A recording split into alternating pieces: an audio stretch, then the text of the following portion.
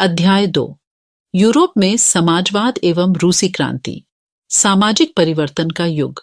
पिछले अध्याय में आपने फ्रांसीसी क्रांति के बाद यूरोप में फैलते जा रहे स्वतंत्रता और समानता के शक्तिशाली विचारों के बारे में पढ़ा। फ्रांसीसी क्रांति ने सामाजिक संरचना के क्षेत्र में आमूल परिवर्तन की संभावनाओं का सूत्रपात कर दिया था। जैसा कि आप पढ़ चुके हैं, 18वीं सदी से पहले फ्रांस का समाज मोटे तौर पर एस्टेट्स और श्रेणियों में बंटा हुआ था। समाज की आर्थिक और सामाजिक सत्ता पर कुलीन वर्ग और चर्च का नियंत्रण था। लेकिन क्रांति के बाद इस संरचना को बदलना संभव दिखाई देने लगा। यूरोप और एशिया सहित दुनिया के बहुत सारे हिस्सों में व्यक्तिगत अधिकारों के स्वरूप और सामाजिक सत्ता पर किसका नियंत्रण हो, इस पर चर्चा छिड़ गई। भारत में भी राजा राममोहन रॉय और डेरोजियो ने फ्रांसीसी क्रांति के महत्व का उल्लेख किया, और भी बहुत सारे लोग क्रांति पश्चात यूरोप की स्थितियों के बारे में चल रही बहस में कूद पड़े। आगे चलकर उपनिवेशों में घटी घटनाओं ने भी इन विचारों को एक नया रूप प्रदान करने में योगदान दिया। मगर यूरोप में भी सभी लोग आमूल समाज परिवर्तन के पक्ष में नहीं थे। इस सवाल पर सबकी अलग अलग राय थी।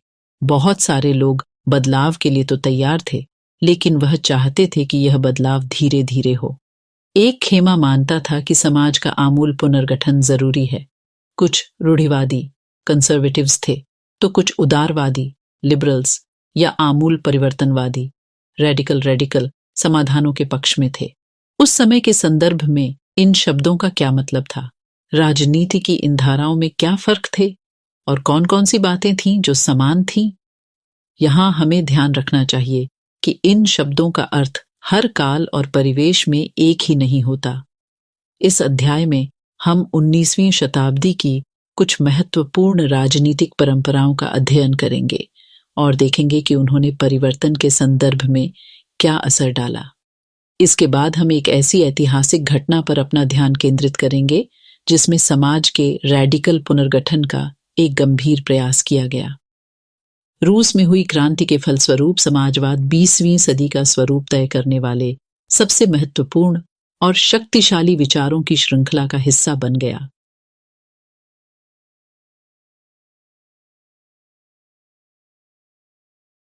उदारवादी, रैडिकल और रूढ़िवादी। समाज परिवर्तन के समर्थकों में एक समूह उदारवादियों का था। उदारवादी ऐसा राष्ट्र चाहते थे जिसमें सभी धर्मों को बराबर का सम्मान और जगह मिले। शायद आप जानते होंगे कि उस समय यूरोप के देशों में प्रायः किसी एक धर्म को ही ज्यादा महत्व दिया जाता था। ब्रिटेन की सरकार चर्च ऑफ इंग्लैंड का समर्थन करती थी। ऑस्ट्रिया और स्पेन कैथोलिक चर्च के समर्थक थे। उदारवादी समूह वंश आधारित शासकों की अनियंत्रित सत्ता के भी विरोधी थे।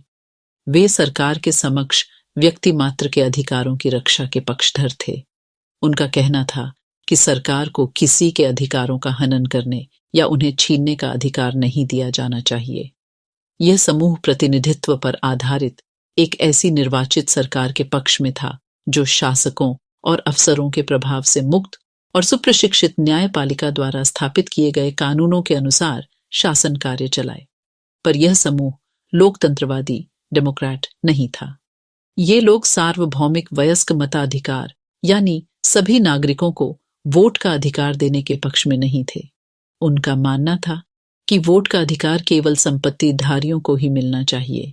इसके विपरीत रैडिकल समूह के लोग ऐसी सरकार के पक्ष में थे जो देश की आबादी के बहुमत के समर्थन पर आधारित हो। इनमें से बहुत सारे लोग महिला मताधिकार आंदोलन के भी समर्थक थे। उदारवादियों के विपरीत ये लोग बड़े जमींदारों और संपन्न उद्योगपतियों को प्राप्त किसी भी तरह के विशेष अधिकारों के खिलाफ थे। वे निजी संपत्ति के विरोधी नहीं थे, लेकिन केवल कुछ लोगों के पास संपत्ति के संकेंद्रण का विरोध जरूर करते थे। रूढ़िवादी तबका रेडिकल और उदारवादी दोनों के खिलाफ था। मगर फ्रांसीसी क्रांति के बाद तो रूढ़िवादी भी बदलाव की जरूरत को स्वीकार करने लगे थे।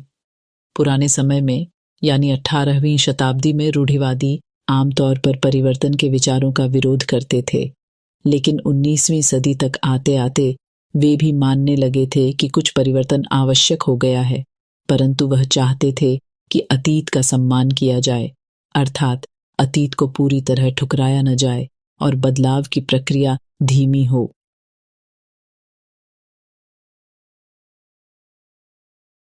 फ्रांसीसी क्रांति के बाद पैदा हुई राजनीतिक उथल-पुथल के दौरान सामाजिक परिवर्तन पर केंद्रित इन विविध विचारों के बीच काफी टकराव हुए। 19वीं सदी में क्रांति और राष्ट्रीय कायांतरण की विभिन्न कोशिशों ने इन सभी राजनीतिक धाराओं की सीमाओं और संभावनाओं को स्पष्ट कर दिया। औद्योगिक समाज और सामाजिक परिवर्तन, ये राजनीतिक रुझान एक नए युग का द्योतक थे। यह दौर गहन सामाजिक एवं आर्थिक बदलावों का था। यह ऐसा समय था जब नए शहर बस रहे थे, नए नए औद्योगिक क्षेत्र विकसित हो रहे थे, रेलवे का काफी विस्तार हो चुका था और औद्योगिक क्रांति संपन्न हो चुकी थी। औद्योगिकरण ने औरतों, आदमियों और बच्चों सबको कारखानों में ला दिया। काम के घंटे यानी पाली बहुत लंबी होती थी और मजदूरी बहुत कम थी। बेरोजगारी आम समस्या थी। औद्योगिक वस्तुओं की मांग में गिरावट आ जाने पर तो बेरोजगारी और बढ़ जाती थी। शहर तेजी से बसते और फैलते जा रहे थे, इसलिए आवास और साफ सफाई का काम भी मुश्किल होता जा रहा था। उदारवादी और रैडिकल दोनों ही इन समस्याओं का हल खोजने की कोशिश कर रहे थे। चित्र 19वीं शताब्दी के मध्य एक व्यक्ति की दृष्टि से लंदन के गरीबों की दशा का चित्र। लगभग सभी उद्योग व्यक्तिगत स्वामित्व में थे। बहुत सारे रैडिकल और उदारवादियों के पास भी काफी संपत्ति थी और उनके यहाँ बहुत सारे लोग नौकरी करते थे। उन्होंने व्यापार या औद्योगिक व्यवसायों के जरिए धन दौलत इकट्ठा की थी, इसलिए वह चाहते थे कि इस तरह के प्रयासों को ज्यादा से ज्यादा बढ़ावा दिया जाए। उन्हें लगता था कि अगर मजदूर स्वस्थ हों और नागरिक पढ़े लिखे हों तो इस व्यवस्था का भरपूर लाभ लिया जा सकता है। ये लोग जन्मजात मिलने वाले विशेषाधिकारों के विरुद्ध थे। व्यक्तिगत प्रयास, श्रम और उद्यमशीलता में उनका गहरा विश्वास था। उनकी मान्यता थी कि यदि हरेक को व्यक्तिगत स्वतंत्रता दी जाए, गरीबों को रोजगार मिले और जिनके पास पूंजी है उन्हें बिना रोक टोक काम करने का मौका दिया जाए, तो समाज तरक्की कर सकता है। इसी कारण 19वीं सदी के शुरुआती दशकों में समाज परिवर्तन के इच्छुक बहुत सारे कामकाजी स्त्री पुरुष उदारवादी और रैडिकल समूहों व पार्टियों के इर्द गिर्द गोलबंद हो गए थे।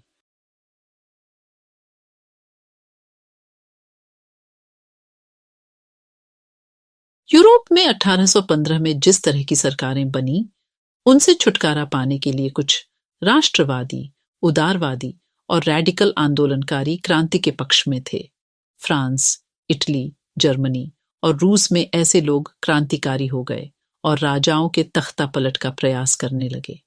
राष्ट्रवादी कार्यकर्ता क्रांति के जरिए ऐसे राष्ट्रों की स्थापना करना चाहते थे जिनमें सभी नागरिकों को समान अधिकार प्राप्त हों। 1815 के बाद इटली के राष्ट्रवादी गिसेप्पे मेज़नी ने यही लक्ष्य प्राप्त करने के लिए अपने समर्थकों के साथ मिलकर राजा के खिलाफ साजिश रची थी। भारत सहित दुनिया भर के राष्ट्रवादी उसकी रचनाओं को पढ़ते थे।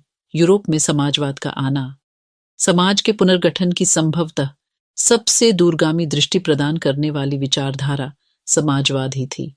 19वीं सदी के मध्य तक यूरोप में समाजवाद एक जाना पहचाना विचार था। उसकी तरफ बहुत सारे लोगों का ध्यान आकर्षित हो रहा था। समाजवादी निजी संपत्ति के विरोधी थे, यानी वे संपत्ति पर निजी स्वामित्व को सही नहीं मानते थे। उनका कहना था कि संपत्ति के निजी स्वामित्व की व्यवस्था ही सारी समस्याओं की जड़ है। वे ऐसा क्यों मानते थे? उनका तर्क था कि बहुत सारे लोगों के पास संपत्ति तो है जिससे दूसरों को रोजगार भी मिलता है, लेकिन समस्या यह है कि संपत्तिधारी व्यक्ति को सिर्फ अपने फायदे से ही मतलब रहता है। वह उनके बारे में नहीं सोचता जो उसकी संपत्ति को उत्पादनशील बनाते हैं। इसलिए अगर संपत्ति पर किसी एक व्यक्ति के बजाय पूरे समाज का नियंत्रण हो तो साझा सामाजिक हितों पर ज्यादा अच्छी तरह ध्यान दिया जा सकता है। समाजवादी इस तरह का बदलाव चाहते थे और इसके लिए उन्होंने बड़े पैमाने पर अभियान चलाया। कोई समाज संपत्ति के बिना कैसे चल सकता है? समाजवादी समाज का आधार क्या होगा?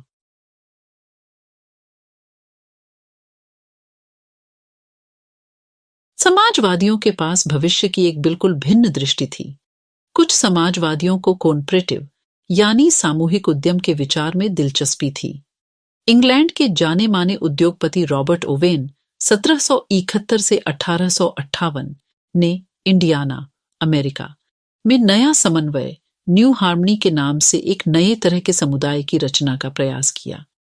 कुछ समाजवादी मानते थे कि केवल व्यक्तिगत पहलकदमी से बहुत बड़े सामूहिक खेत नहीं बनाए जा सकते। वह चाहते थे कि सरकार अपनी तरफ से सामूहिक खेती को बढ़ावा दे।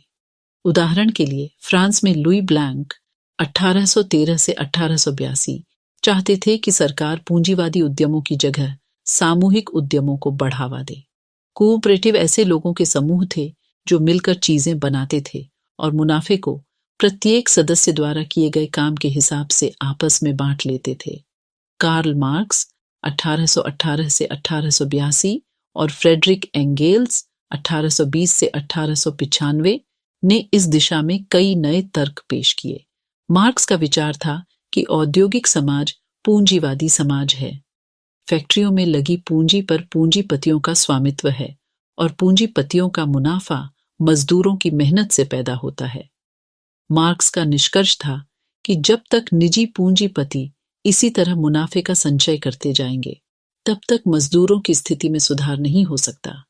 अपनी स्थिति में सुधार लाने के लिए मजदूरों को पूंजीवाद व निजी संपत्ति पर आधारित शासन को उखाड़ फेंकना होगा।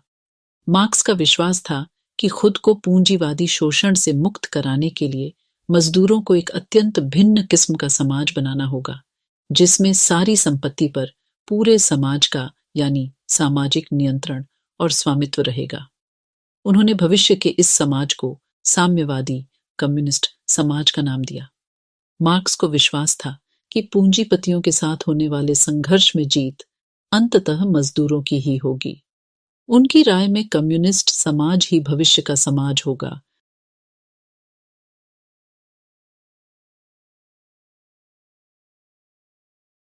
समाजवाद के लिए समर्थन। 1870 का दशक आते आते समाजवादी विचार पूरे यूरोप में फैल चुके थे। अपने प्रयासों में समन्वय लाने के लिए समाजवादियों ने द्वितीय इंटरनेशनल के नाम से एक अंतर्राष्ट्रीय संस्था भी बना ली थी। इंग्लैंड और जर्मनी के मजदूरों ने अपनी जीवन और कार्यस्थितियों में सुधार लाने के लिए संगठन बनाना शुरू कर दिया था।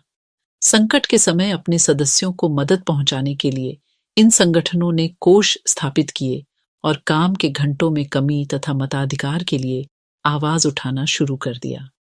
जर्मनी में सोशल डेमोक्रेटिक पार्टी एसपीडी के साथ इन संगठनों के काफी गहरे रिश्ते थे और संसदीय चुनावों में वे पार्टी की मदद भी करते थे।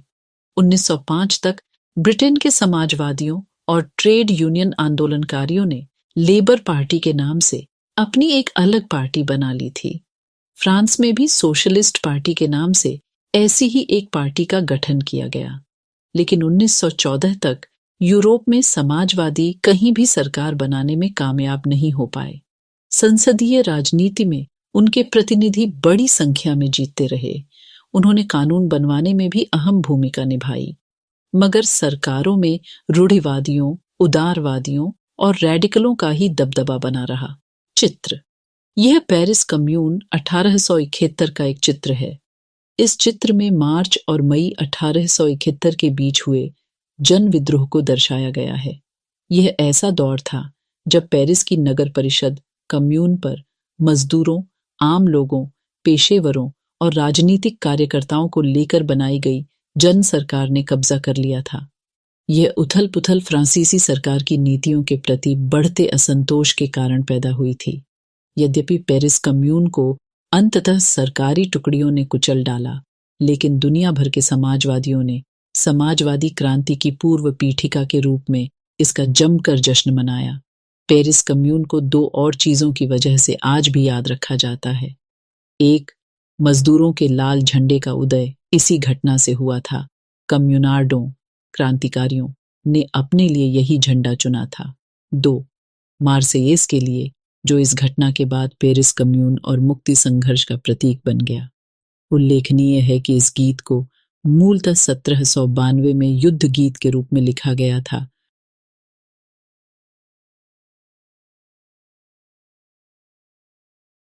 रूसी क्रांति। यूरोप के सबसे पिछड़े औद्योगिक देशों में से एक रूस में यह समीकरण उलट गया। 1917 की अक्टूबर क्रांति के जरिए रूस की सत्ता पर समाजवादियों ने कब्जा कर लिया। फरवरी 1917 में राजशाही के पतन और अक्टूबर की घटनाओं को ही अक्टूबर क्रांति कहा जाता है। ऐसा कैसे हुआ? क्रांति के समय रूस के सामाजिक और राजनीतिक हालात कैसे थे? इन सवालों का जवाब ढूंढने के लिए आइए क्रांति से कुछ साल पहले की स्थितियों पर नजर डालें। रूसी साम्राज्य 1914 में रूस और उसके पूरे साम्राज्य पर जार निकोलस द्वितीय का शासन था। मास्को के आसपास पड़ने वाले भूक्षेत्र के अलावा आज का फिनलैंड, लातविया, लिथुआनिया, एस्टोनिया तथा पोलैंड, यूक्रेन व बेलारूस के कुछ हिस्से रूसी साम्राज्य के अंग थे। यह साम्राज्य प्रशांत महासागर तक फैला हुआ था और आज के मध्य एशियाई राज्यों के साथ साथ जॉर्जिया, आर्मेनिया व अजरबैजान भी इसी साम्राज्य के अंतर्गत आते थे। रूस में ग्रीक ऑर्थोडॉक्स चर्च से उपजी शाखा रूसी ऑर्थोडॉक्स क्रिश्चियनिटी को मानने वाले बहुमत में थे, लेकिन इस साम्राज्य के तहत रहने वालों में कैथोलिक, प्रोटेस्टेंट, मुस्लिम और बौद्ध भी शामिल थे। चित्र सेंट पीटर्सबर्ग स्थित विंटर पैलेस के व्हाइट हॉल में जार निकोलस द्वितीय। मानचित्र 1914 का यूरोप।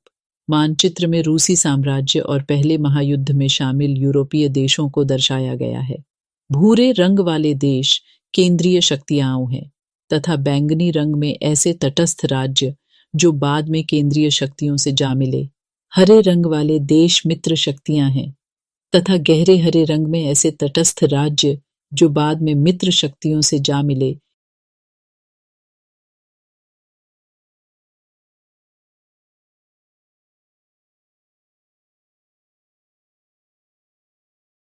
अर्थव्यवस्था और समाज।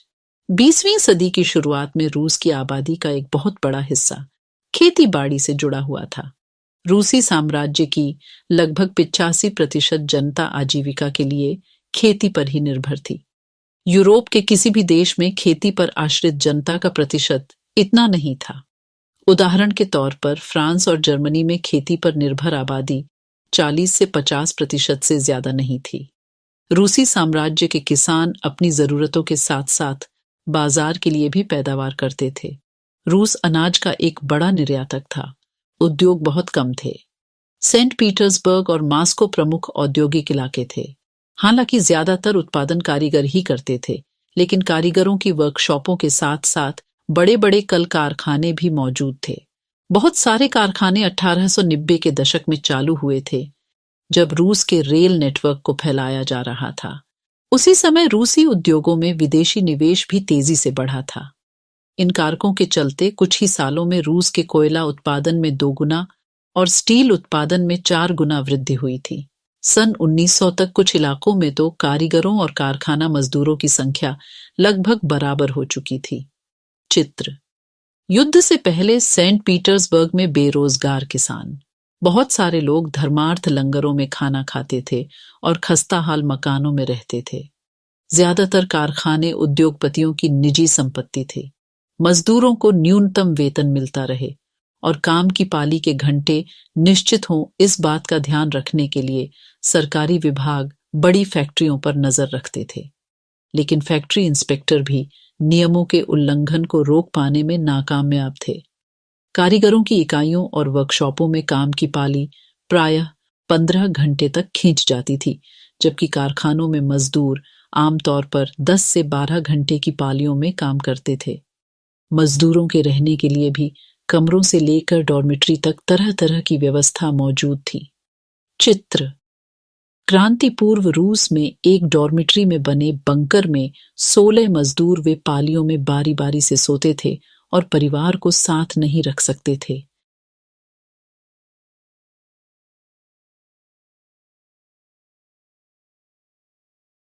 सामाजिक स्तर पर मजदूर बटे हुए थे। कुछ मजदूर अपने मूल गांवों के साथ अभी भी गहरे संबंध बनाए हुए थे। बहुत सारे मजदूर स्थायी रूप से शहरों में ही बस चुके थे। उनके बीच योग्यता और दक्षता के स्तर पर भी काफी फर्क था। सेंट पीटर्सबर्ग के एक धातु मजदूर ने कहा था, धातुकर्मी मजदूरों में खुद को साहब मानते थे। उनके काम में ज्यादा प्रशिक्षण और निपुणता की जरूरत जो रहती थी। 1914 में फैक्ट्री मजदूरों में औरतों की संख्या 31% थी, लेकिन उन्हें पुरुष मजदूरों के मुकाबले कम वेतन मिलता था। मदों की तनख्वाह के मुकाबले आधे से 3/4 तक। मजदूरों के बीच मौजूद फसला उनके पहनावे और व्यवहार में भी साफ दिखाई देता था। यद्यपि कुछ मजदूरों ने बेरोजगारी या आर्थिक संकट के समय एक दूसरे की मदद करने के लिए संगठन बना लिए थे, लेकिन ऐसे संगठन बहुत कम थे। इन विभेदों के बावजूद जब किसी को नौकरी से निकाल दिया जाता था या उन्हें मालिकों से कोई शिकायत होती थी, तो मजदूर एकजुट होकर हड़ताल भी कर देते थे। 1896 से 97 के बीच कपड़ा उद्योग में और 1902 में धातु उद्योग में ऐसी हड़तालें काफी बड़ी संख्या में आयोजित की गईं। देहात की ज्यादातर जमीन पर किसान खेती करते थे, लेकिन विशाल संपत्तियों पर सामंतों, राजशाही और ऑर्थोडॉक्स चर्च का कब्जा था। मजदूरों की तरह किसान भी बंटे हुए थे। किसान बहुत धार्मिक स्वभाव के थे। इक्का दुक्का अपवादों को छोड़ दिया जाए तो वे सामंतों और नवाबों का बिल्कुल सम्मान नहीं करते थे। नवाबों और सामंतों को जो सत्ता और हैसियत मिली हुई थी, वह लोकप्रियता की वजह से नहीं, बल्कि जार के प्रति उनकी निष्ठा और सेवाओं के बदले में मिली थी। यहाँ की स्थिति फ्रांस जैसी नहीं थी। मिसाल के तौर पर फ्रांसीसी क्रांति के दौरान ब्रिटेनी के किसान न केवल नवाबों का सम्मान करते थे, बल्कि उन्होंने नवाबों को बचाने के लिए बाकायदा लड़ाइयां भी लड़ीं। इसके विपरीत रूस के किसान चाहते थे कि नवाबों की जमीन छीनकर किसानों के बीच बांट दी जाए। बहुधा वह लगान भी नहीं चुकाते थे। कई जगह तो जमींदारों की हत्या भी की जा चुकी थी। 1902 में दक्षिणी रूस में ऐसी घटनाएं बड़े पैमाने पर घटीं। 1905 में तो पूरे रूस में ही ऐसी घटनाएं घटने लगीं।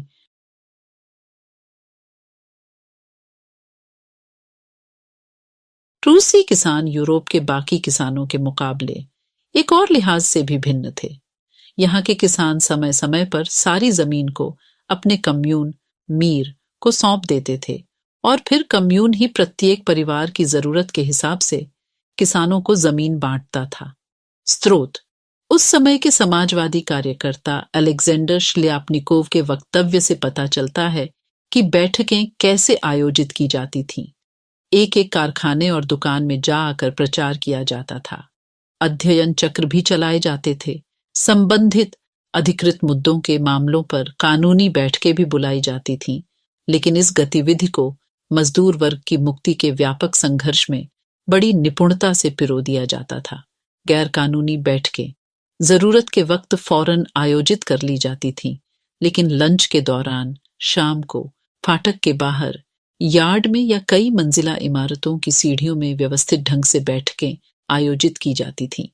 सबसे जागरूक मजदूर दरवाजे के पास प्लग का काम संभालते थे और मुहाने पर पूरी भीड़ इकट्ठा हो जाती थी। वहां सबके सामने एक आंदोलनकारी खड़ा होता था। मालिक टेलीफोन पर पुलिस को इस बारे में जानकारी देते थे, लेकिन जब तक पुलिस पहुंचती थी तब तक भाषण पूरे हो चुके होते थे और जरूरी फैसले ले लिए जाते थे।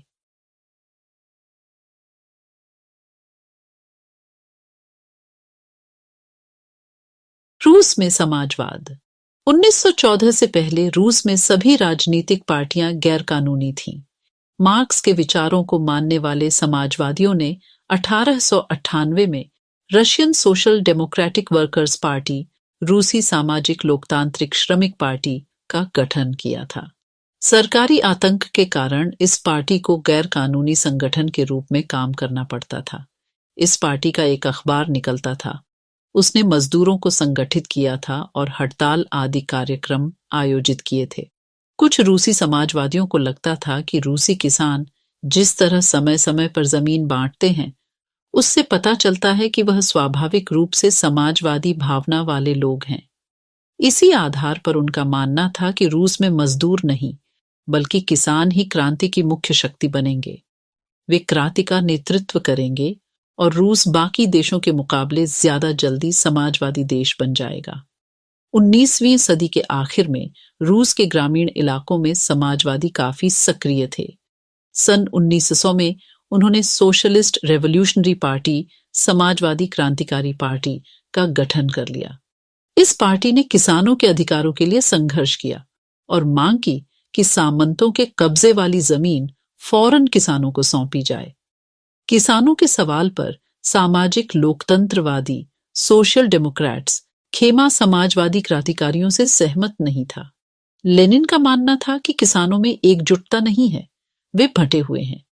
कुछ किसान गरीब थे तो कुछ अमीर, कुछ मजदूरी करते थे तो कुछ पूंजीपति थे जो नौकरों से खेती करवाते थे। इन आपसी विभेदों के चलते वे सभी समाजवादी आंदोलन का हिस्सा नहीं हो सकते थे। सांगठनिक रणनीति के सवाल पर पार्टी में गहरे मतभेद थे। व्लादिमीर लेनिन, बोल्शेविक खेमे के मुखिया, सोचते थे कि तार राजा शासित रूस जैसे दमनकारी समाज में पार्टी अत्यंत अनुशासित होनी चाहिए और अपने सदस्यों की संख्या व स्तर पर उसका पूरा नियंत्रण होना चाहिए। दूसरा, खेमा मेंशेविक मानता था कि पार्टी में सभी को सदस्यता दी जानी चाहिए।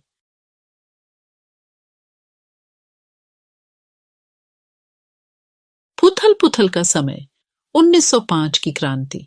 रूस एक निरंकुश राजशाही था। अन्य यूरोपीय शासकों के विपरीत 20वीं सदी की शुरुआत में भी जार राष्ट्रीय संसद के अधीन नहीं था। उदारवादियों ने इस स्थिति को खत्म करने के लिए बड़े पैमाने पर मुहिम चलाई। 1905 की क्रांति के दौरान उन्होंने संविधान की रचना के लिए सोशल डेमोक्रेट और समाजवादी क्रांतिकारियों को साथ लेकर किसानों और मजदूरों के बीच काफी काम किया। रूसी साम्राज्य के तहत उन्हें राष्ट्रवादियों जैसे पोलैंड में और इस्लाम के आधुनिकीकरण के समर्थक जदीदियों मुस्लिम बहुल इलाकों में का भी समर्थन मिला। रूसी मजदूरों के लिए 1904 का साल बहुत बुरा रहा। जरूरी चीजों की कीमतें इतनी तेजी से बढ़ी कि वास्तविक वेतन में 20% तक की गिरावट आ गई। उसी समय मजदूर संगठनों की सदस्यता में भी तेजी से वृद्धि हुई। जब 1904 में ही गठित की गई असेंबली ऑफ रशियन वर्कर्स रूसी श्रमिक सभा के 4 सदस्यों को प्यूतिलोव आयरन वर्क्स में उनकी नौकरी से हटा दिया गया तो मजदूरों ने आंदोलन छेड़ने का ऐलान कर दिया। अगले कुछ दिनों के भीतर सेंट पीटर्सबर्ग के 1,10,000 से ज्यादा मजदूर काम के घंटे घटाकर 8 घंटे किए जाने, वेतन में वृद्धि और कार्यस्थितियों में सुधार की मांग करते हुए हड़ताल पर चले गए। इसी दौरान जब पादरी गैपोन के नेतृत्व में मजदूरों का एक जुलूस विंटर पैलेस जार का महल के सामने पहुंचा तो पुलिस और कोसैक्स ने मजदूरों पर हमला बोल दिया। इस घटना में 100 से ज्यादा मजदूर मारे गए और लगभग 300 घायल हुए। इतिहास में इस घटना को खूनी रविवार के नाम से याद किया जाता है। 1905 की क्रांति की शुरुआत इसी घटना से हुई थी। सारे देश में हड़तालें होने लगीं। जब नागरिक स्वतंत्रता के अभाव का विरोध करते हुए विद्यार्थी अपनी कक्षाओं का बहिष्कार करने लगे तो विश्वविद्यालय भी बंद कर दिए गए। वकीलों, डॉक्टरों, इंजीनियरों और अन्य मध्यवर्गीय कामगारों ने संविधान सभा के गठन की मांग करते हुए यूनियन ऑफ यूनियंस की स्थापना कर दी।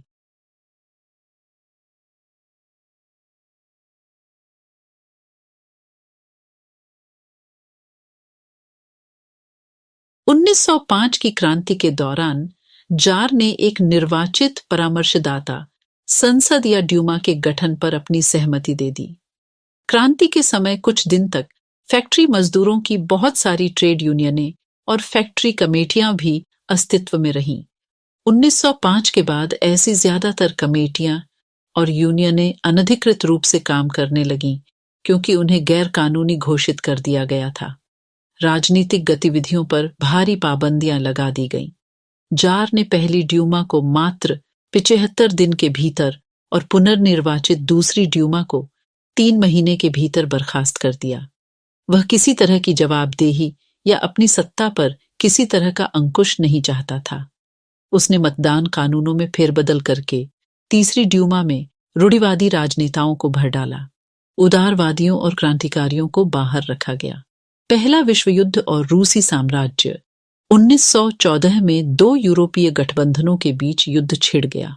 एक खेमे में जर्मनी, ऑस्ट्रिया और तुर्की केंद्रीय शक्तियां में थे तो दूसरे खेमे में फ्रांस, ब्रिटेन व रूस, बाद में इटली और रोमानिया भी इस खेमे में शामिल हो गए थे। इन सभी देशों के पास विशाल वैश्विक साम्राज्य थे, इसलिए यूरोप के साथ साथ यह युद्ध यूरोप के बाहर भी फैल गया था। इसी युद्ध को पहला विश्व युद्ध कहा जाता है। इस युद्ध को शुरू शुरू में रूसियों का काफी समर्थन मिला। जनता ने झार का साथ दिया, लेकिन जैसे जैसे युद्ध लंबा खिंचता गया, झार ने ड्यूमा में मौजूद मुख्य पार्टियों से सलाह लेना छोड़ दिया। उसके प्रति जन समर्थन कम होने लगा। जर्मनी विरोधी भावनाएं दिनों दिन बलवती होने लगीं। जर्मनी विरोधी भावनाओं के कारण ही लोगों ने सेंट पीटर्सबर्ग का नाम बदलकर पेट्रोग्राद रख दिया, क्योंकि सेंट पीटर्सबर्ग जर्मन नाम था। जारीना, झार की पत्नी महारानी अलेक्जेंड्रा के जर्मन मूल का होने और उसके घटिया सलाहकारों, खास तौर से रासपुतिन नामक एक सन्यासी ने राजशाही को और अलोकप्रिय बना दिया।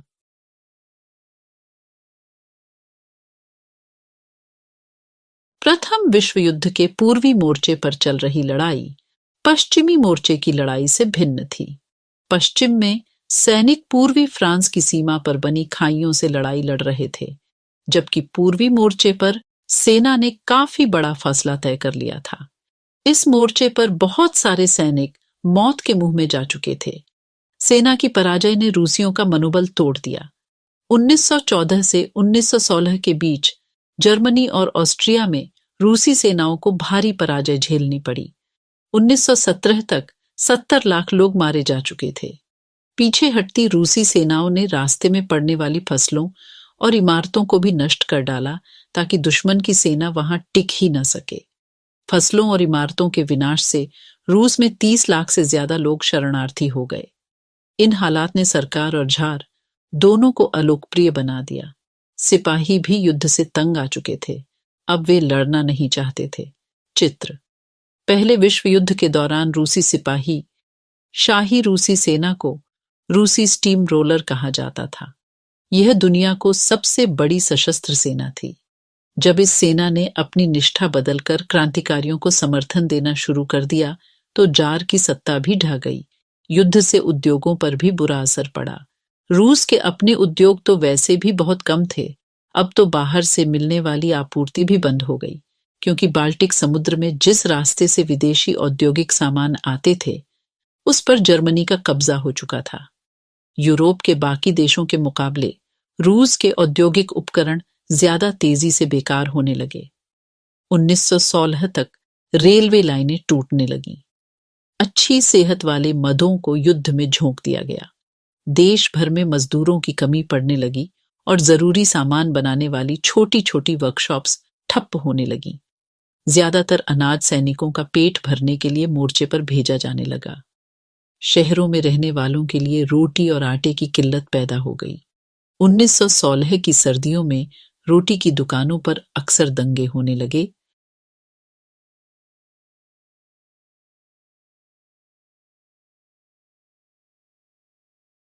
पेट्रोग्राद में फरवरी क्रांति। सन 1917 की सर्दियों में राजधानी पेट्रोग्राद की हालत बहुत खराब थी। ऐसा लगता था मानो जनता में मौजूद भिन्नताओं को ध्यान में रखकर ही शहर की बनावट तय की गई थी। मजदूरों के क्वार्टर और कारखाने नेवा नदी के दाएं तट पर थे। बाएं किनारे पर फैशनेबल इलाके, विंटर पैलेस और सरकारी इमारतें थीं। जिस महल में ड्यूमा की बैठक होती थी, वह भी इसी तरफ था। फरवरी में मजदूरों के इलाके में खाद्य पदार्थों की भारी कमी पैदा हो गई। उस साल ठंड भी कुछ ज्यादा पड़ी थी। भीषण कोहरा और बर्फबारी हुई थी। संसदीय प्रतिनिधि चाहते थे कि निर्वाचित सरकार बची रहे, इसलिए वह जार द्वारा ड्यूमा को भंग करने के लिए की जा रही कोशिशों का विरोध कर रहे थे। 22 फरवरी को दाएं तट पर स्थित एक फैक्ट्री में तालाबंदी घोषित कर दी गई। अगले दिन इस फैक्ट्री के मजदूरों के समर्थन में 50 फैक्ट्रियों के मजदूरों ने भी हड़ताल का ऐलान कर दिया। बहुत सारे कारखानों में हड़ताल का नेतृत्व औरतें कर रही थीं। इसी दिन को बाद में अंतर्राष्ट्रीय महिला दिवस का नाम दिया गया। आंदोलनकारी जनता बस्ती पार करके राजधानी के बीचों बीच नेव्स्की प्रॉस्पेक्ट तक आ गई। इस समय तक कोई राजनीतिक पार्टी आंदोलन को सक्रिय रूप से संगठित और संचालित नहीं कर रही थी। जब फैशनेबल रिहायशी इलाकों और सरकारी इमारतों को मजदूरों ने घेर लिया, तो सरकार ने कर्फ्यू लगा दिया। शाम तक प्रदर्शनकारी तितर बितर हो गए। लेकिन 24 और 25 तारीख को वह फिर इकट्ठा होने लगे। सरकार ने उन पर नजर रखने के लिए घुड़सवार सैनिकों और पुलिस को तैनात कर दिया। चित्र यूमा में पेट्रोग्राद सोवियत की बैठक फरवरी 1917।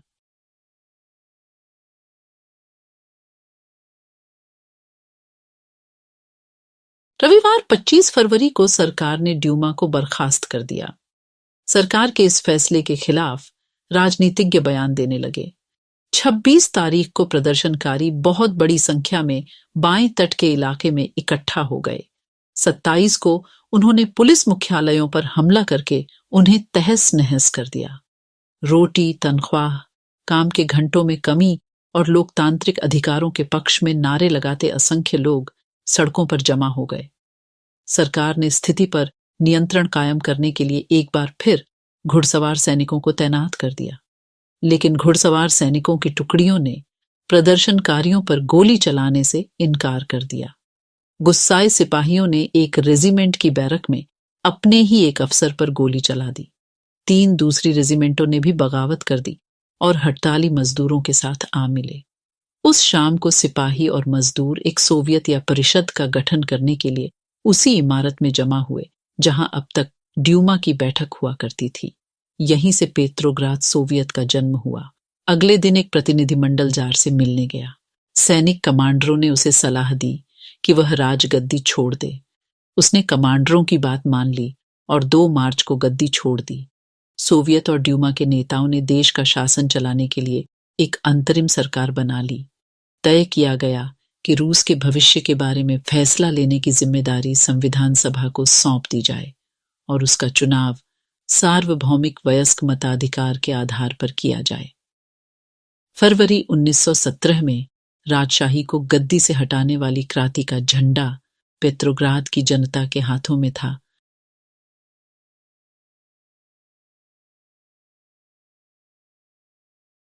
फरवरी क्रांति में महिला कामगार अक्सर अपने पुरुष सहकर्मियों को प्रेरित करती रहती थीं। लॉरेंस टेलीफोन फैक्ट्री में माफ्रा वासिलेवा ने लगभग अकेले ही एक सफल हड़ताल को अंजाम दिया था। उसी दिन सुबह को महिला दिवस समारोह के मौके पर महिला कामगारों ने पुरुष कामगारों को लाल पट्टियां बांधी थीं। इसके बाद मिलिंग मशीन ऑपरेटर का काम करने वाली मार्फा वासिलेवा ने काम रोक दिया और आनन फानन हड़ताल का आह्वान कर डाला। काम पर मौजूद मजदूर उसके समर्थन को पहले ही तैयार थे। फोरमैन ने इस बारे में प्रबंधकों को सूचित कर दिया और उसके लिए पावरोटी भिजवाई। उसने पावरोटी तो ले ली, लेकिन काम पर लौटने से इनकार कर दिया। जब प्रशासक ने उससे पूछा कि वह काम क्यों नहीं करना चाहती, तो उसने पलटकर जवाब दिया कि जब बाकी सारे भूखे हों तो मैं अकेले पेट भरने की नहीं सोच सकती। मार्जा के समर्थन में फैक्ट्री के दूसरे विभाग में काम करने वाली महिलाएं भी इकट्ठी हो गईं और धीरे धीरे बाकी सारी औरतों ने भी काम रोक दिया। जल्दी ही पुरुषों ने भी औजार जमीन पर डाल दिए और पूरा हुजूम सड़क पर निकल आया। फरवरी के बाद अंतरिम सरकार में सैनिक अधिकारी, भूस्वामी और उद्योगपति प्रभावशाली थे। उनमें उदारवादी और समाजवादी जल्दी से जल्दी निर्वाचित सरकार का गठन चाहते थे। जनसभा करने और संगठन बनाने पर लगी पाबंदी हटा ली गई। हालांकि निर्वाचन का तरीका सब जगह एक जैसा नहीं था, लेकिन पेट्रोग्राद सोवियत की तर्ज पर सब जगह सोवियतें बना ली गई। अप्रैल 1717 में बोल्शेविकों के निर्वासित नेता व्लादिमीर लेनिन रूस लौट आए। लेनिन के नेतृत्व में बोल्शेविक 1914 से ही युद्ध का विरोध कर रहे थे। उनका कहना था कि अब सोवियतों को सत्ता अपने हाथों में ले लेनी चाहिए। लेनिन ने बयान दिया कि युद्ध समाप्त किया जाए, सारी जमीन किसानों के हवाले की जाए और बैंकों का राष्ट्रीयकरण किया जाए।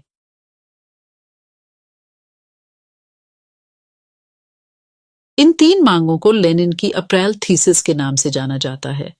उन्होंने ये भी सुझाव दिया कि अब अपने रेडिकल उद्देश्यों को स्पष्ट करने के लिए बोल्शेविक पार्टी का नाम कम्युनिस्ट पार्टी रख दिया जाए। बोल्शेविक पार्टी के ज्यादातर लोगों को अप्रैल थीसिस के बारे में सुनकर काफी हैरानी हुई। उन्हें लगता था कि अभी समाजवादी क्रांति के लिए सही वक्त नहीं आया है, इसलिए फिलहाल अंतरिम सरकार को ही समर्थन दिया जाना चाहिए। लेकिन अगले कुछ महीनों की घटनाओं ने उनकी सोच बदल दी। चित्र। अप्रैल 1917 में मजदूरों को संबोधित करते लेनिन गर्मियों में मजदूर आंदोलन और फैल गया। औद्योगिक इलाकों में फैक्ट्री कमेटियां बनाई गई। इन कमेटियों के माध्यम से मजदूर फैक्ट्री चलाने के मालिकों के तौर तरीकों पर सवाल खड़ा करने लगे। ट्रेड यूनियनों की तादाद बढ़ने लगी। सेना में सिपाहियों की समितियां बनने लगीं। जून में लगभग 500 सोवियतों ने अखिल रूसी सोवियत कांग्रेस में अपने प्रतिनिधि भेजे। जैसे जैसे अंतरिम सरकार की ताकत कमजोर होने लगी और बोल्शेविकों का प्रभाव बढ़ने लगा, सरकार असंतोष को दबाने के लिए सख्त कदम उठाने लगी। सरकार ने फैक्ट्रियां चलाने की मजदूरों द्वारा की जा रही कोशिशों को रोकना और मजदूरों के नेताओं को गिरफ्तार करना शुरू कर दिया। जुलाई 1917 में बोल्शेविकों द्वारा आयोजित किए गए विशाल प्रदर्शनों का भारी दमन किया गया। बहुत सारे बोल्शेविक नेताओं को छिपना या भागना पड़ा। गांवों में किसान और उनके समाजवादी क्रांतिकारी नेता भूमि पुनर्वितरण के लिए दबाव डालने लगे थे। इस काम के लिए भूमि समितियां बना दी गई थीं। सामाजिक क्रांतिकारियों से प्रेरणा और प्रोत्साहन लेते हुए जुलाई से सितंबर के बीच किसानों ने बहुत सारी जमीन पर कब्जा कर लिया। चित्र। जुलाई के दिन 17 जुलाई 1917 को बोल्शेविक समर्थक प्रदर्शनकारियों पर सेना द्वारा गोलीबारी का दृश्य।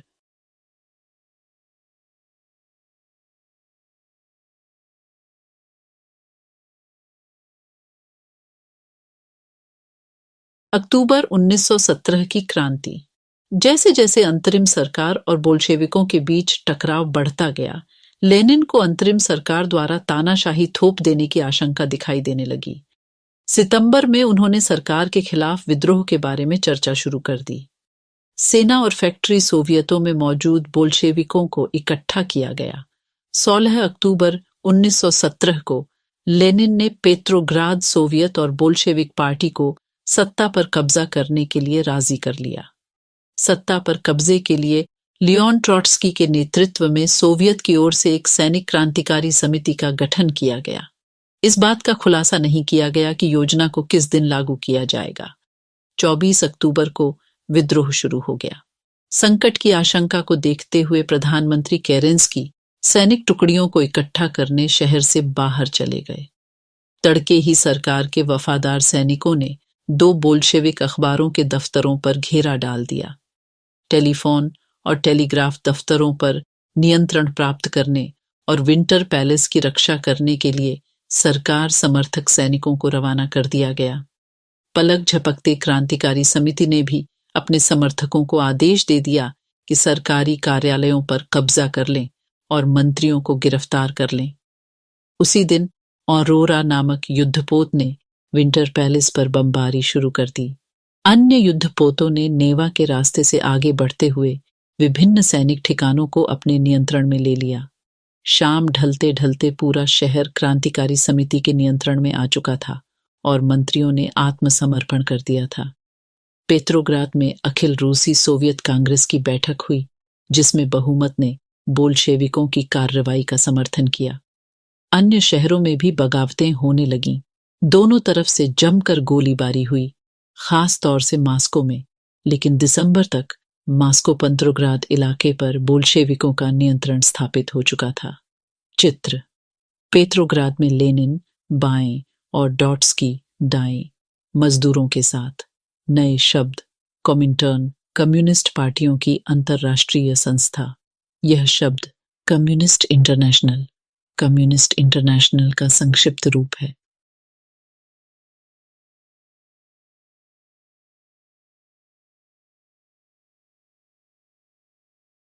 पॉक्स। रूसी क्रांति की तारीख। रूस में 1 फरवरी 1918 तक जूलियन कैलेंडर का अनुसरण किया जाता था। इसके बाद रूसी सरकार ने ग्रेगोरियन कैलेंडर अपना लिया, जिसका अब सब जगह इस्तेमाल किया जाता है। ग्रेगोरियन कैलेंडर जूलियन कैलेंडर से 13 दिन आगे चलता है। इसका मतलब है कि हमारे कैलेंडर के हिसाब से फरवरी क्रांति 12 मार्च को और अक्टूबर क्रांति 7 नवंबर को संपन्न हुई थी। कुछ महत्वपूर्ण तिथियां 1850 से 1880। रूस में समाजवाद पर बहस 1898। Russian social democratic workers party की स्थापना 1905, खूनी रविवार और 1905 की क्रांति 1917, 2 मार्च जाहर द्वारा पदत्याग, 24 अक्टूबर पेट्रोग्राद में बोल्शेविक विद्रोह 1918 से 20, गृह युद्ध 1919, कॉमिंटर्न का गठन 1929, सामूहिकीकरण की शुरुआत।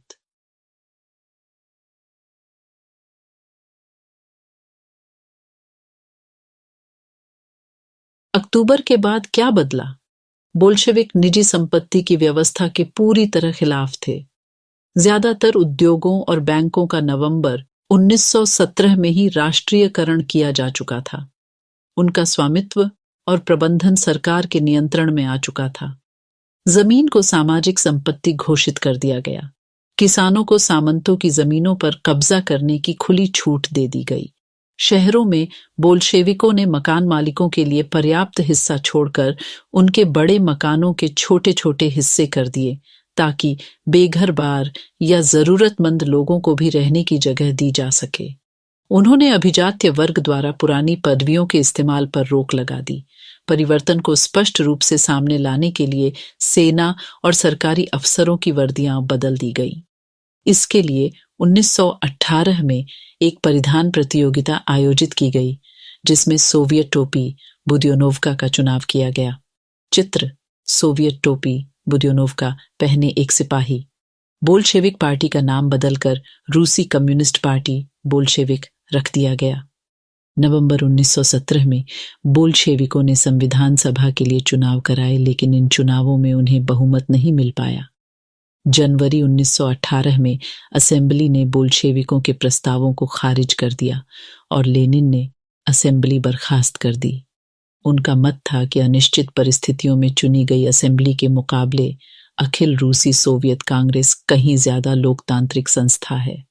मार्च 1918 में अन्य राजनीतिक सहयोगियों की असहमति के बावजूद बोल्शेविकों ने ब्रेस्ट लिटोव्स्क में जर्मनी से संधि कर ली। आने वाले सालों में बोल्शेविक पार्टी अखिल रूसी सोवियत कांग्रेस के लिए होने वाले चुनावों में हिस्सा लेने वाली एकमात्र पार्टी रह गई। अखिल रूसी सोवियत कांग्रेस को अब देश की संसद का दर्जा दे दिया गया था। रूस एक दलीय राजनीतिक व्यवस्था वाला देश बन गया। ट्रेड यूनियनों पर पार्टी का नियंत्रण रहता था। गुप्तचर पुलिस, जिसे पहले चेका और बाद में ओजीपीयू तथा एनकेवीडी का नाम दिया गया, बोल्शेविकों की आलोचना करने वालों को दंडित करती थी।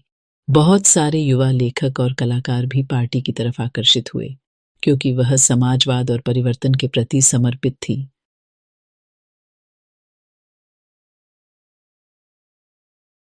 चित्र: मास्को में मई दिवस का प्रदर्शन। अक्टूबर 1917 के बाद ऐसे कलाकारों और लेखकों ने कला और वास्तुशिल्प के क्षेत्र में नए प्रयोग शुरू किए, लेकिन पार्टी द्वारा थोपी गई सेंसरशिप के कारण बहुत सारे लोगों का पार्टी से मोह भंग भी होने लगा था। बॉक्स: अक्टूबर क्रांति और रूसी ग्रामीण इलाके, 2 दृष्टिकोण। 25 अक्टूबर 1905 को हुई क्रांतिकारी उथल पुथल की खबर अगले ही दिन गांव में पहुंच गई। लोगों ने खूब खुशियां मनाई।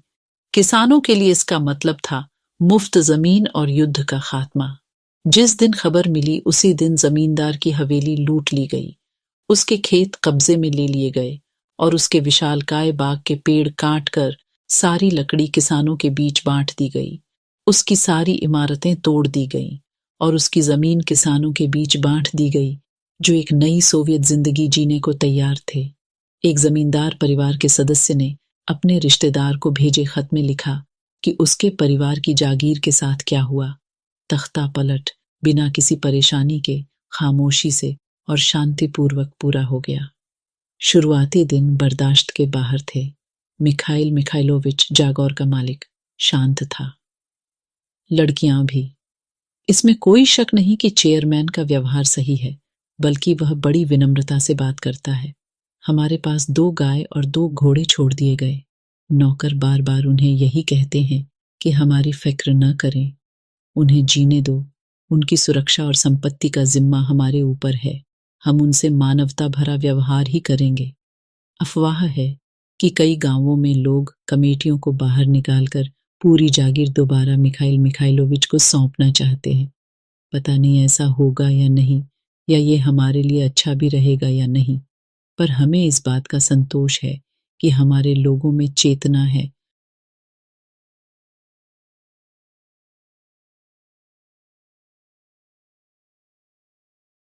गृह युद्ध। जब बोल्शेविकों ने जमीन के पुनर्वितरण का आदेश दिया तो रूसी सेना टूटने लगी। ज्यादातर सिपाही किसान थे। वे भूमि पुनर्वितरण के लिए घर लौटना चाहते थे, इसलिए सेना छोड़कर जाने लगे। गैर बोल्शेविक समाजवादियों, उदारवादियों और राजशाही के समर्थकों ने बोल्शेविक विद्रोह की निंदा की। उनके नेता दक्षिणी रूस में इकट्ठा होकर बोल्शेविकों रेड्स से लड़ने के लिए टुकड़ियां संगठित करने लगे। 1918 और 1919 में रूसी साम्राज्य के ज्यादातर हिस्सों पर सामाजिक क्रांतिकारियों ग्रीन्स और जार समर्थकों व्हाइट्स का ही नियंत्रण रहा। उन्हें फ्रांसीसी, अमेरिकी, ब्रिटिश और जापानी टुकड़ियों का भी समर्थन मिल रहा था। ये सभी शक्तियां रूस में समाजवाद को फलते फूलते नहीं देखना चाहती थीं। इन टुकड़ियों और बोल्शेविकों के बीच चले गृह युद्ध के दौरान लूटमार, डकैती और भुखमरी जैसी समस्याएं बड़े पैमाने पर फैल गईं। व्हाइट्स में, जो निजी संपत्ति के हिमायती थे, उन्होंने जमीन पर कब्जा करने वाले किसानों के खिलाफ काफी सख्त रवैया अपनाया। उनकी इन हरकतों के कारण तो गैर बोल्शेविकों के प्रति जनसमर्थन और भी तेजी से घटने लगा। जनवरी 1920 तक भूतपूर्व रूसी साम्राज्य के ज्यादातर हिस्सों पर बोल्शेविकों का नियंत्रण कायम हो चुका था। उन्हें गैर रूसी राष्ट्रवादियों और मुस्लिम जदीदियों की मदद से यह कामयाबी मिली थी। जहां रूसी उपनिवेशवादी ही बोल्शेविक विचारधारा के अनुयायी बन गए थे, वहां यह मदद काम नहीं आ सकी। मध्य एशिया स्थित खीवा में बोल्शेविक उपनिवेशकों ने समाजवाद की रक्षा के नाम पर स्थानीय राष्ट्रवादियों का बड़े पैमाने पर कत्लेआम किया। ऐसे हालात में बहुत सारे लोगों को यह समझ में नहीं आ रहा था कि बोल्शेविक सरकार क्या चाहती है। आंशिक रूप से इसी समस्या से निपटने के लिए ज्यादातर गैर रूसी राष्ट्रीयताओं को सोवियत संघ यूएसएसआर दिसंबर 1922 में रूसी साम्राज्य में से बोल्शेविकों द्वारा स्थापित किया गया राज्य के अंतर्गत राजनीतिक स्वायत्तता दे दी गई। लेकिन क्योंकि बोल्शेविकों ने स्थानीय सरकारों पर कई अलोकप्रिय और सख्त नीतियां जैसे घुमंतुवाद की रोकथाम की कड़ी कोशिशें थोप दी थीं, इसलिए विभिन्न राष्ट्रीयताओं का विश्वास जीतने के प्रयास आंशिक रूप से ही सफल हो पाए।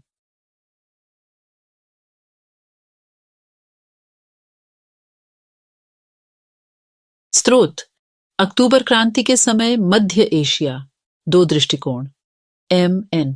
रॉय भारतीय क्रांतिकारी, मैक्सिकन कम्युनिस्ट पार्टी के संस्थापक और भारत, चीन व यूरोप में कॉमिंटर्न के एक प्रमुख नेता थे। 1920 के दशक में जब रूस में गृह युद्ध चल रहा था, उस समय वे मध्य एशिया में थे। उन्होंने लिखा, मुखिया एक भला सा बुजुर्ग था। उसका सहायक, एक नौजवान जो रूसी भाषा बोलता था, उसे क्रांति के बारे में पता था जिसमें जार को राजगद्दी से हटा दिया गया था और उन जनरलों को भी खदेड़ दिया था जिन्होंने किर्गिजों की मातृभूमि पर कब्जा किया था। इस प्रकार क्रांति का मतलब था कि अब किर्गिस्तान लोग एक बार फिर अपनी मातृभूमि के स्वामी बन गए थे। जन्मजात बोल्शेविक से लगने वाले युवक ने हुंकार लगाई, इनकलाब जिंदाबाद। पूरा कबीला उसके साथ नारे लगाने लगा। किर्गिज लोग पहली क्रांति यानी फरवरी क्रांति पर खुशी से झूम उठे और दूसरी क्रांति की खबर से वे अचंभे और दहशत में डूब गए। पहली क्रांति ने उन्हें जार के दमनकारी शासन से आजाद कराया था और ये उम्मीद जगाई थी कि उन्हें स्वायत्तता मिल जाएगी। दूसरी क्रांति, अक्टूबर क्रांति, हिंसा, लूटपाट, करों के बोझ और तानाशाही सत्ता की स्थापना के साथ आई। पहले एक बार जार के नौकरशाहों के छोटे से गुट ने किर्गिजों का दमन किया था। अब वही लोग उसी व्यवस्था को आगे बढ़ा रहे हैं।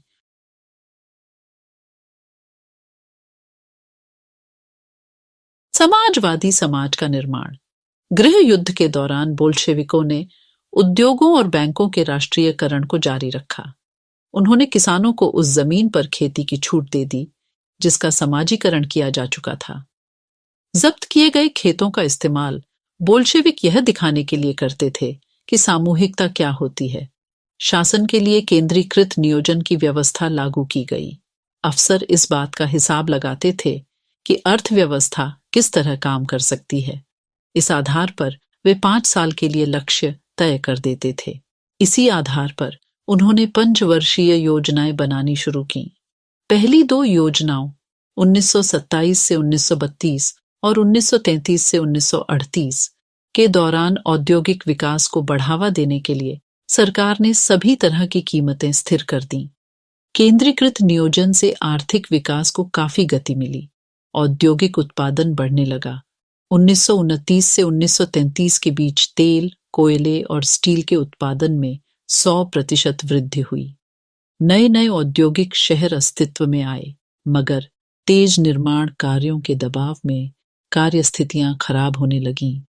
मैग्निटोगोर्स्क शहर में एक स्टील संयंत्र का निर्माण कार्य 3 साल के भीतर पूरा कर लिया गया। इस दौरान मजदूरों को बड़ी सख्त जिंदगी गुजारनी पड़ी, जिसका नतीजा ये हुआ कि पहले ही साल में 550 बार काम रुका। रिहायशी क्वार्टरों में जाड़ों में शौचालय जाने के लिए 40 डिग्री कम तापमान पर लोग चौथी मंजिल से उतरकर सड़क के पार दौड़कर जाते थे। एक विस्तारित शिक्षा व्यवस्था विकसित की गई और फैक्ट्री कामगारों एवं किसानों को विश्वविद्यालयों में दाखिला दिलाने के लिए खास इंतजाम किए गए।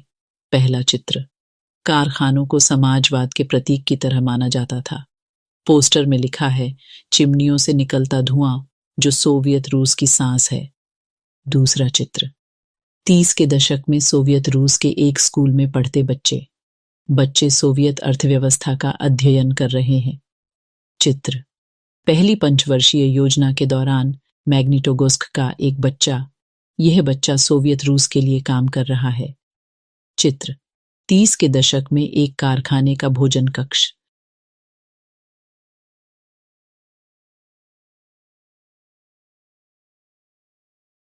पॉक्स यूक्रेन के एक गांव में समाजवादी खेती। 2 कब्जा किए गए खेतों को लेकर एक कम्यून बनाया गया। कम्यून में कुल 13 परिवार और 70 लोग थे। खेतों से हासिल किए गए कृषि उपकरणों को कम्यून के हवाले कर दिया गया। सभी सदस्य सामूहिक भोजनालय में खाना खाते थे। सहकारी साम्यवाद के सिद्धांत के आधार पर आमदनी को सबके बीच बांट लिया जाता था। सदस्यों के श्रम से होने वाली सारी आप और कम्यून के पास मौजूद सारे रिहायशी मकानों और सुविधाओं का कम्यून के सदस्य मिलकर इस्तेमाल करते थे। महिला कामगारों के बच्चों के लिए फैक्ट्रियों में बालवाड़ियां खोल दी गईं। सस्ती स्वास्थ्य सेवा उपलब्ध कराई गई। मजदूरों के लिए आदर्श रिहायशी मकान बनाए गए।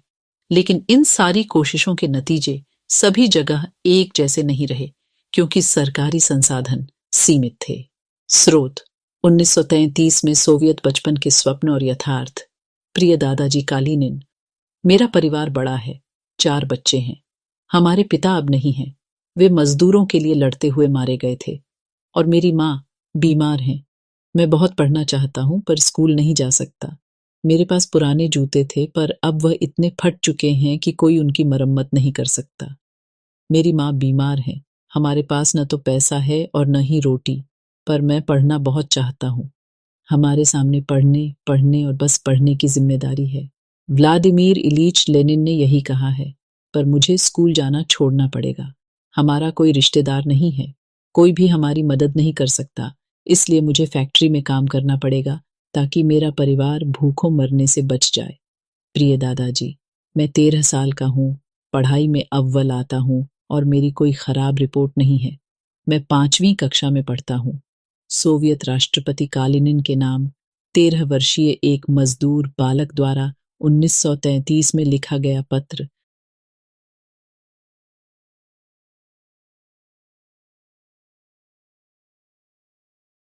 स्टालिनवाद और सामूहिकीकरण। नियोजित अर्थव्यवस्था का शुरुआती दौर खेती के सामूहिकीकरण से पैदा हुई तबाही से जुड़ा हुआ था। 1927 से 1928 के आसपास रूस के शहरों में अनाज का भारी संकट पैदा हो गया था। सरकार ने अनाज की कीमत तय कर दी थी। उससे ज्यादा कीमत पर कोई अनाज नहीं बेच सकता था। लेकिन किसान उस कीमत पर सरकार को अनाज बेचने के लिए तैयार नहीं थे। लेनिन के बाद पार्टी की कमान संभाल रहे स्टालिन ने स्थिति से निपटने के लिए कड़े कदम उठाए। उन्हें लगता था कि अमीर किसान और व्यापारी कीमत बढ़ने की उम्मीद में अनाज नहीं बेच रहे हैं। स्थिति पर काबू पाने के लिए सट्टेबाजी पर अंकुश लगाना और व्यापारियों के पास जमा अनाज को जब्त करना जरूरी था। 1908 में पार्टी के सदस्यों ने अनाज उत्पादक इलाकों का दौरा किया। उन्होंने किसानों से जबरन अनाज खरीदा और कुलकों के ठिकानों पर छापे मारे। रूस में संपन्न किसानों को कुलक कहा जाता था। जब इसके बाद भी अनाज की कमी बनी रही तो खेतों के सामूहिकीकरण का फैसला लिया गया। इस फैसले के पक्ष में एक तर्क यह दिया गया कि अनाज की कमी इसलिए है क्योंकि खेत बहुत छाटे छोटे हैं। 1917 के बाद जमीन किसानों को सौंप दी गई थी। फलस्वरूप ज्यादातर किसानों के पास छोटे खेत थे जिनका आधुनिकीकरण नहीं किया जा सकता था। आधुनिक खेत विकसित करने और उन पर मशीनों की सहायता से औद्योगिक खेती करने के लिए कुलकों का सफाया करना, किसानों से जमीन छीनना और राज्य नियंत्रित यानी सरकारी नियंत्रण वाले विशालकाय खेत बनाना जरूरी माना गया। इसी के बाद स्टालिन का सामूहिकीकरण कार्यक्रम शुरू हुआ। 1929 से पार्टी ने सभी किसानों को सामूहिक खेतों, कोल खोज में काम करने का आदेश जारी कर दिया। ज्यादातर जमीन और साजो सामान सामूहिक खेतों के स्वामित्व में सौंप दिए गए। सभी किसान सामूहिक खेतों पर काम करते थे और कोल खोज के मुनाफे को सभी किसानों के बीच बांट दिया जाता था। इस फैसले से गुस्साए किसानों ने सरकार का विरोध किया और वे अपने जानवरों को खत्म करने लगे। 1929 से 1931 के बीच मवेशियों की संख्या में 1/3 कमी आ गई। सामूहिकीकरण का विरोध करने वालों को सख्त सजा दी जाती थी। बहुत सारे लोगों को निर्वासन या देश निकाला दे दिया गया।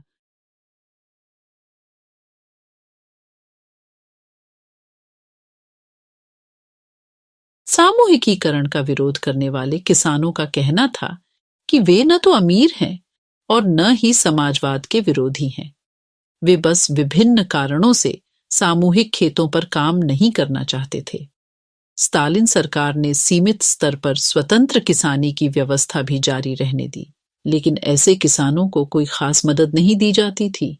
सामूहिकीकरण के बावजूद उत्पादन में नाटकीय वृद्धि नहीं हुई, बल्कि 1930 से 33 की खराब फसल के बाद तो सोवियत इतिहास का सबसे बड़ा अकाल पड़ा, जिसमें 40 लाख से ज्यादा लोग मारे गए। पार्टी में भी बहुत सारे लोग नियोजित अर्थव्यवस्था के अंतर्गत औद्योगिक उत्पादन में पैदा हो रहे भ्रम और सामूहिकीकरण के परिणामों की आलोचना करने लगे थे। स्टालिन और उनके सहयोगियों ने ऐसे आलोचकों पर समाजवाद के खिलाफ साजिश रचने का आरोप लगाया। देश भर में बहुत सारे लोगों पर इसी तरह के आरोप लगाए गए और 1939 तक आते आते 20 लाख से ज्यादा लोगों को या तो जेलों में या श्रम शिविरों में भेज दिया गया था। ज्यादातर लोगों ने ऐसा कोई अपराध नहीं किया था, लेकिन उनकी सुनने वाला कोई नहीं था। बहुत सारे लोगों को यातनाएं दे देकर उनसे इस आशय के बयान लिखवा लिए गए कि उन्होंने समाजवाद के विरुद्ध साजिश में हिस्सा लिया है और इसी आधार पर उन्हें मार दिया गया। इनमें कई प्रतिभावान पेशेवर लोग थे। स्रोत: यह एक ऐसे किसान द्वारा लिखा गया पत्र है जो सामूहिक खेत में काम नहीं करना चाहता। उसने क्रिस्तियानस्काया गजेंटा, कृषक समाचार पत्र, को यह खत लिखा था: मैं स्वाभाविक रूप से खेती करने वाला किसान हूँ। मेरा जन्म 1879 में हुआ था। मेरे परिवार में 6 सदस्य हैं। मेरी पत्नी की पैदाइश 1871 की है। मेरा बेटा 16 साल का और 2 बेटियां 19 साल की है। तीनों बच्चे स्कूल जाते हैं। मेरी बहन 71 साल की है। 1932 से मेरे ऊपर इतने भारी कर थोप दिए गए हैं कि उन्हें चुकाना असंभव है।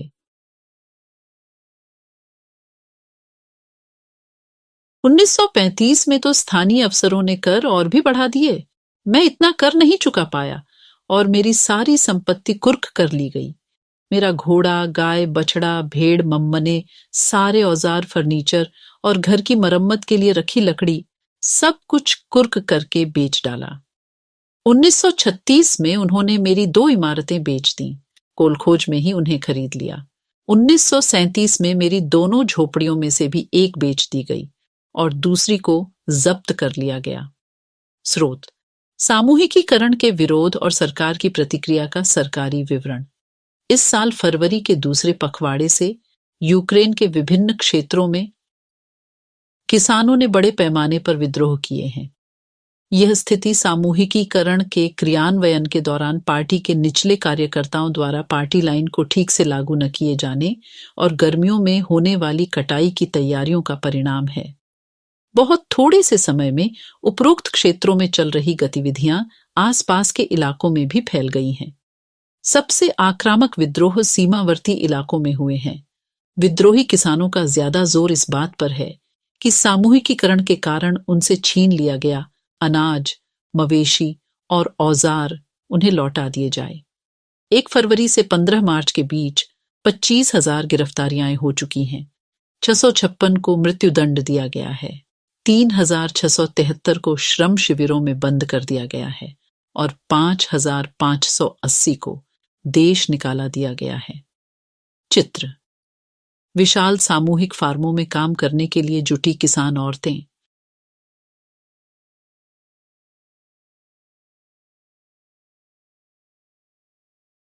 रूसी क्रांति और सोवियत संघ का वैश्विक प्रभाव। बोल्शेविकों ने जिस तरह सत्ता पर कब्जा किया था और जिस तरह उन्होंने शासन चलाया, उसके बारे में यूरोप की समाजवादी पार्टियां बहुत सहमत नहीं थीं। लेकिन मेहनतकशों के राज्य की स्थापना की संभावना ने दुनिया भर के लोगों में एक नई उम्मीद जगा दी थी। बहुत सारे देशों में कम्युनिस्ट पार्टियों का गठन किया गया, जैसे इंग्लैंड में communist party of great Britain की स्थापना की गई। बोल्शेविकों ने उपनिवेशों की जनता को भी उनके रास्ते का अनुसरण करने के लिए प्रोत्साहित किया। सोवियत संघ के अलावा भी बहुत सारे देशों के प्रतिनिधियों ने conference of the people on F the east 1920 और बोल्शेविकों द्वारा बनाए गए कॉमिंटर्न बोल्शेविक समर्थक समाजवादी पार्टियों का अंतर्राष्ट्रीय महासंघ में हिस्सा लिया था। कुछ विदेशियों को सोवियत संघ की communist university of the workers ONFD east में शिक्षा दी गई। जब दूसरा विश्व युद्ध शुरू हुआ, तब तक सोवियत संघ की वजह से समाजवाद को एक वैश्विक पहचान और हैसियत मिल चुकी थी। लेकिन 50 के दशक तक देश के भीतर भी लोग यह समझने लगे थे कि सोवियत संघ की शासन शैली रूसी क्रांति के आदर्शों के अनुरूप नहीं है। विश्व समाजवादी आंदोलन में भी इस बात को मान लिया गया था कि सोवियत संघ में सब कुछ ठीक ठाक नहीं चल रहा है। एक पिछड़ा हुआ देश महाशक्ति बन चुका था। उसके उद्योग और खेती विकसित हो चुके थे और गरीबों को भोजन मिल रहा था, लेकिन वहां के नागरिकों को कई तरह की आवश्यक स्वतंत्रता नहीं दी जा रही थी और विकास परियोजनाओं को दमनकारी नीतियों के बल पर लागू किया गया था। 20वीं सदी के अंत तक एक समाजवादी देश के रूप में अंतर्राष्ट्रीय स्तर पर सोवियत संघ की प्रतिष्ठा काफी कम रह गई थी। हालांकि वहां के लोग अभी भी समाजवाद के आदर्शों का सम्मान करते थे, लेकिन सभी देशों में समाजवाद के बारे में विविध प्रकार से व्यापक पुनर्विचार किया गया।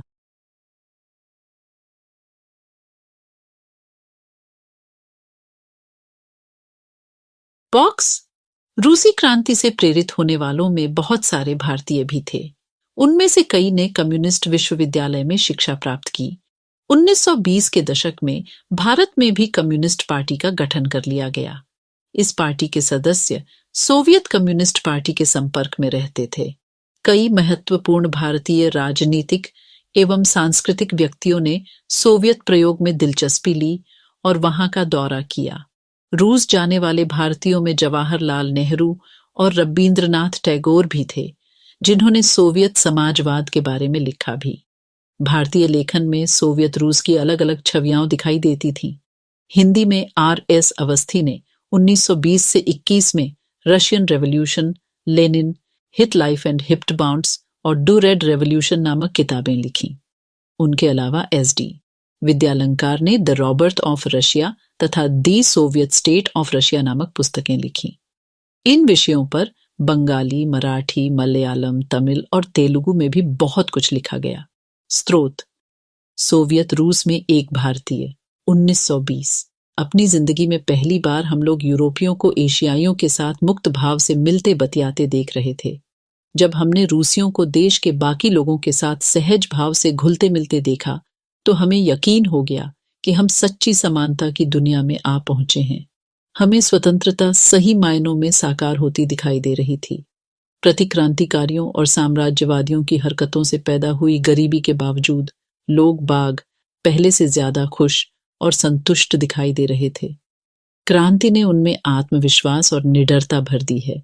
50 अलग अलग राष्ट्रीयताओं के लोगों के बीच मानवता का असली भाईचारा यहीं साकार होने वाला है। जाति या धर्म की कोई सीमा उन्हें एक दूसरे के साथ घुलने मिलने से नहीं रोक रही थी। हर जीव को एक कुशल वक्ता बना दिया गया है। आप वहां मजदूरों, किसानों और सिपाहियों सभी को पेशेवर वक्ता की तरह बहस करते देख सकते हैं।